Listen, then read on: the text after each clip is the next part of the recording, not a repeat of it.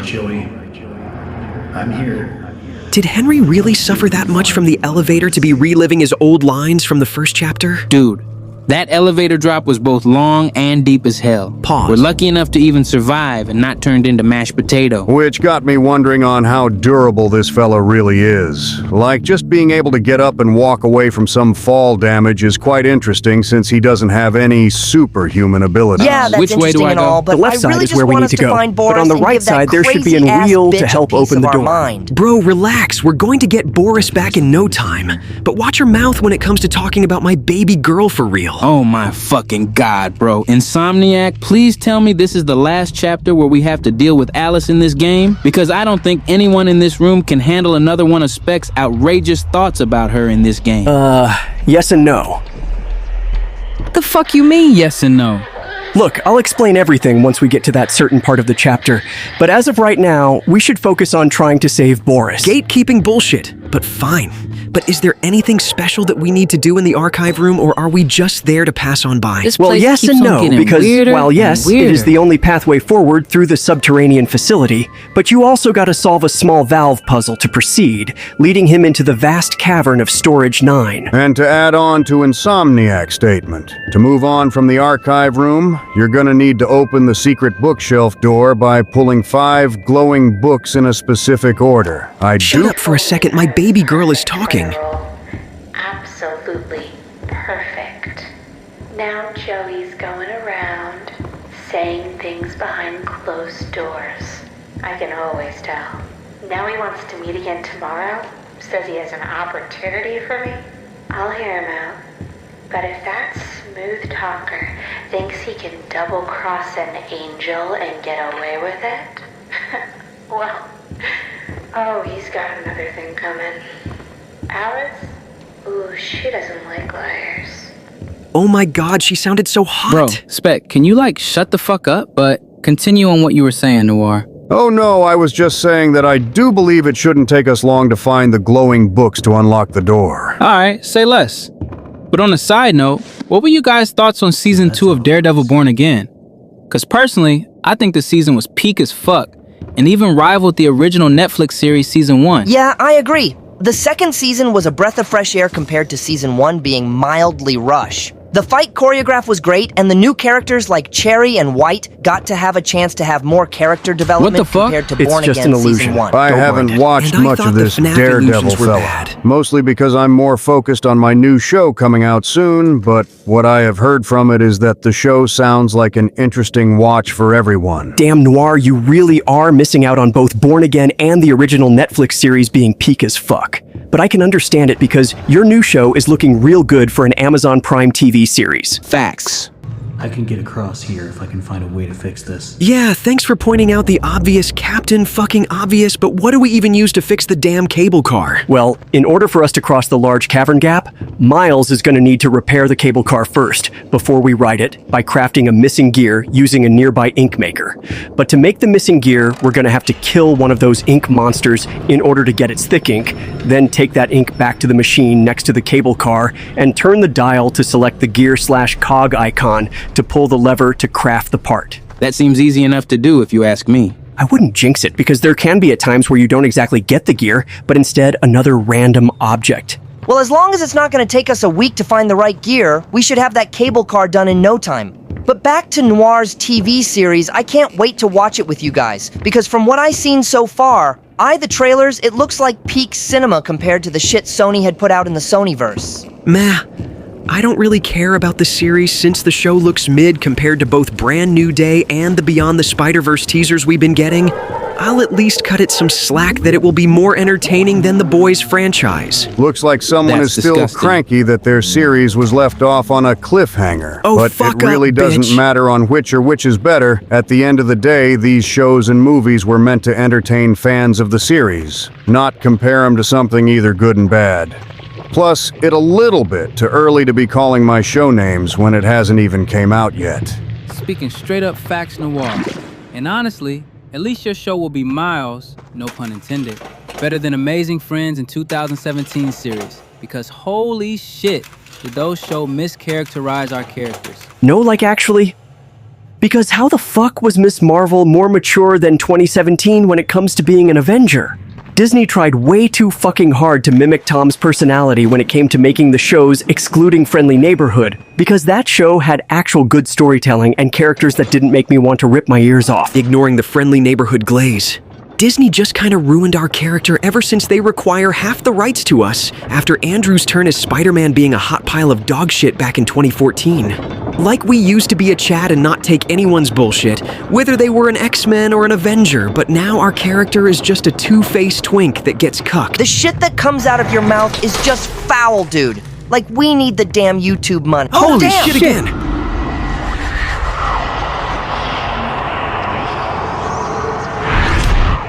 Bro, what the fuck are with these damn ink arms? Yeah, even I'll have to admit that one got me this time. Yeah, man, they're just... Shut the fuck up, my baby girl is talking! Oh, here we fucking go with this shit. Your angel is always watching. Creepy, but I'm into it. Shut up, you idiot! Keeps you going. Is it the thrill of the hunt? No. The thirst for your freedom? Kinda, sorta. Or perhaps you're just looking for a little friendly wolf. Bro, I swear to God, if she fucking did something to him. Better hurry, errand boy. Boris is having trouble staying in one piece. Excuse me? Yeah, as bad as she is, I can't really let her slide on the whole torturing an innocent person whether or whether not they're an actual human being. Finally, you have some fucking sense for once, but what could this crazy bitch possibly be doing to Boris? She could maybe or maybe not be mutating him as we speak. What? What? Well, anyways, back to the illusion question. I kind of have a few theories on why we are experiencing these weird inky illusions right now. A theory, you say? Like a game theory? Noir, even for me, that joke was cringe. The joke was a little bit decent, but the first theory I have for the game is the mind of a cartoonist, meaning that these visions— Damn! Holy shit! Bro, what is with Bendy following us everywhere? Like, I get we're the ones who made him, but damn. Oh, I can answer this one. You see, the Ink Demon follows and hunts our character, Henry, due to a mix of lore-deep resentment, predatory instinct, and the cruel rules of the cycle. Oh, so just basically your average crazy ex-girlfriend then? Yeah, pretty much. So, Insomniac, could you continue giving out these theories, since Bendy rudely interrupted us back in the vents? Oh, okay. Well, basically, what I was saying about the mind of a cartoonist theory is that the illusion of living argues that with enough belief can trick you with the senses into making drawn art step off the page as physical life. You said you had other theories about these illusions. What would be another one?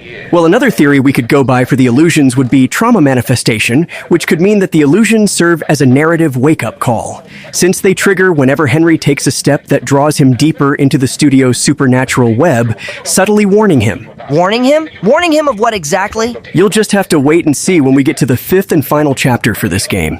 Kinda a shame our editor won't let us play the other Bendy games like Revival, though. Probably for the best, because this gatekeeping shit has got to end when we finish the FNAF series. Oh, let that shit go, you short bitch. Plus, the people love it when I gatekeep information about each of the Freddy's games from you guys. Sure they do. But anyways, what is the next objective we're about to do next? Can't really say this time around because we're about to come across Alice again soon, but what I will say is that she will be having us do a few more challenges for her. Bro, are here you we fucking go again serious? with the doing multiple tasks to unlock one fucking door in this game bullshit. Look, chill guys. This time around, the kind of challenges we're about to do for this chapter will be more fun and engaging than the previous, plus there's even gonna be a boss fight for us to later. Hey, as long as they're better than the Poppy Playtimes, challenges, and minigames, I'm all for it. On God, some of them in the game are actually ass to deal with. Wait a second. Just now looking at this place, are we at some kind of carnival in this ink factory? How the hell could they have possibly made a whole ass damn carnival or Looks like we attraction need down power here? to get to the And who haunted the hell room would be area. dumb enough to be bringing their kids down here in the first place? Miles, you literally just saw this place have their own version of Build-A-Bear that converts ink into plushies. Them having their own carnival here should not be that surprising to you. Fair point.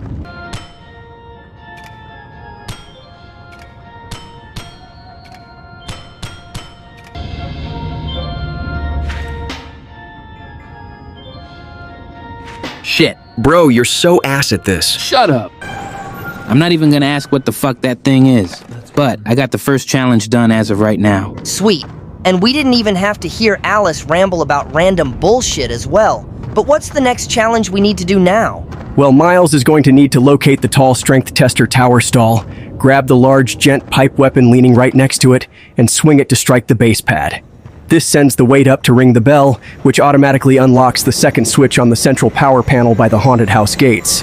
But you should know that the Butcher gang is going to be around, and since we don't have a weapon, we're going to have to do this stealthy. Basically another game of cat and mouse like when Spec was dealing with the projectionist back in the last chapter. Well, unlike Spec, I know how to take my time and not rush into shit without coming up with a plan to navigate my way across the room. Bitch, that fucker only got me one time only throughout my entire time playing Chapter 3.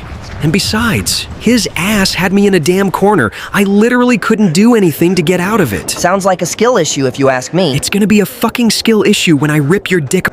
Okay, that's switch number 2 down. What's the next challenge? Well, we're actually going to be coming across a small little boss fight for us to deal with. It should be no worries though, since it shouldn't take us that long to do, and the boss can only take like 3 hits before dying. Sounds like it's gonna be a pretty mediocre fight. When exactly does the boss appear? Trust me when I say this, fellas, the boss is closer than you think. Dear God, this gatekeeping bullshit will have no end to this channel. What the fuck is this? Is that a damn carousel ride? His name is Bertram. Like that one butler from that one cool Disney show that weirdly collabed with Ultimate. Okay, can we not talk about that and listen to the voice message, please? Yeah, sure, whatever. Makes my eyes come to tears at the thought. But then, oh, Mr. Drew. Sensing some more tension between Joey and his co-workers. You are the true architect behind so many nightmares. I built this park. It was to be a masterpiece. My masterpiece.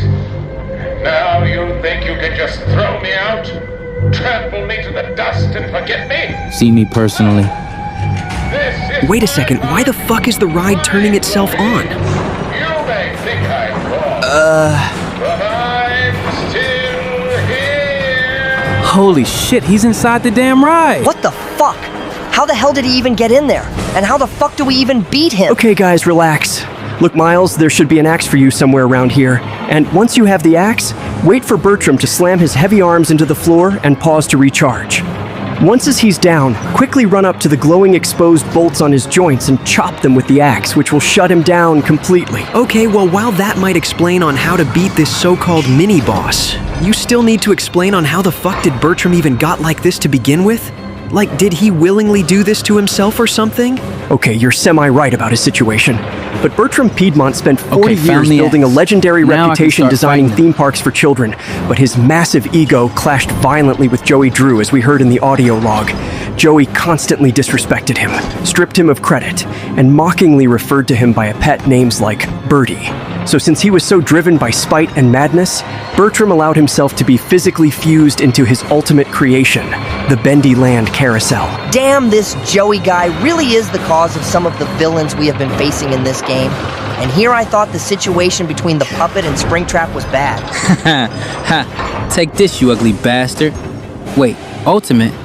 What was that about Springtrap and the puppet having some kind of connection with each other? Nothing. No. You totally just said something about the puppet and Springtrap having a connection. It was nothing, damn it, move on! Well, while Miles deals with this ugly-ass All right, thing, just one more have you guys on to heard go. from either Toby, Tom, and Andrew? Because I got a tier list video idea I've been wanting to do with my Universe's Miles, since he hasn't been in any videos since I did our video games tier list. I think they're about to start filming on Toby's first movie tie-in game for next month. Good luck trying to talk to one of them, though, because A, Toby is old as shit and doesn't know how to work his phone. B, Andrew is way too depressed and focused way too much on doing his parents' mystery bullshit. And finally, Tom is just depressed overall and doesn't answer in general. It's a hard truth, but Spec is right. Those guys has a lot of shit on their schedule for next month, so I wouldn't be expecting them to talk to any of us anytime soon. But what is this tier list video idea that you have in mind? Well, since Toby and the others did non-Spider-Man related stuff, like ranking the MCU and other Marvel films with other Marvel heroes, and Spec later doing the Marvel animated movies and shows, All right, I've been wanting to rank the Good Marvel work, video kid. games with my Miles, but we don't know who else to invite since there's not a lot of iconic Marvel video game characters. Oh, and also good job on beating Bertram Miles. Thanks, dude. But maybe you could invite your Universe's Wolverine and even Deadpool to help join you two with the tier list. Wolverine maybe. maybe. But I don't know if all three of us could handle Deadpool just yapping about random bullshit when we're recording. Hell, I wouldn't even know which Deadpool to even pick since there are like a shit amount of them in games. Most definitely the Xbox 360 version, since that's the only good version of Deadpool in video games I've seen so far. That besides his boss fight version of him from Shattered. What about his Marvel Rivals counterpart? Ultimate, shut the fuck up and kill yourself. Ah, Jesus, man, not this thing again. Oh, calm your short ass down, Spec. You're not even playing against him this time. But what am I looking for again? Okay, so in order to deal with the projectionist and flip the final switch, you're gonna need to navigate the flooded maintenance room using pure stealth, since we obviously don't have any kind weapons to fight him. So just carefully crouch behind crates to stay completely out of his yellow headlight beam. And once you've done that, just sprint to the wall and pull the lift control lever to clear the block staircase. Wait, so is there any kind of backstory for the projectionist? Or is he just another random monster like those ink searchers? Actually, yeah. While there's no tapes that explain his origins, the Bendy Wikipedia comes in handy and explains that the projectionist is the monstrous, ink-corrupted form of Norman Polk, his name is who Norman? served as the quiet and highly observant chief projectionist for Joey Drew Studios. So another poor, innocent individual that worked for Joey's poor workspace, huh? Well, if he was so quiet and mysterious, do tell us on how he ended up turned into this thing. Hold up. Before we continue this conversation about each of these ink monsters working at this shady business, do I just flip this switch right? Pretty much, but you better start running. Yeah, don't need to tell me twice. Shouldn't even be that big of a deal of a chase since bro is not that fast. See, look how slow this fucker is. If he was so slow, as you put it, do enlighten us on how he was so easily able to catch you back in the last chapter, smartass. For the last goddamn time, Ultimate, that bitch caught me off guard and had my ass in a damn corner. It wasn't no fucking surprise he got me that one and only time throughout my entire turn on the last chapter. Whatever helps you sleep at night, buddy. Where the hell are we even going? I'm trying to go to one of those weird-ass closets to get this bastard off me. How would that even help benefit us getting away from him if he can legitimately see you going inside the closet? That's just you signing her own tombstone at this point. Wait, The what? fuck is he looking at? Whoa, Bendy? what? Why is he helping us? Oh shit, he's beating his ass. Damn!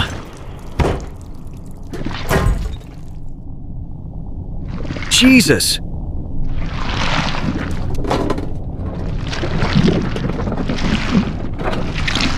Wait, I don't understand. Why the fuck did Bendy just randomly decided to help us all of a sudden? Like, was he not just trying to get us killed for the past 3 chapters? And why did he take the projectionist's dead corpse? Is he like going to eat it or something? Can't really explain on why Bendy took Projectionist's body since that would spoil the next chapter. But what I will say for why he helped us was because he wants Henry for himself. And if any other low-level mutant like the Projectionist kill Henry, would ruin his twisted, perpetual game of cat and mouse. So this is just some kind of sick and twisted game to this thing is what you're saying. Basically.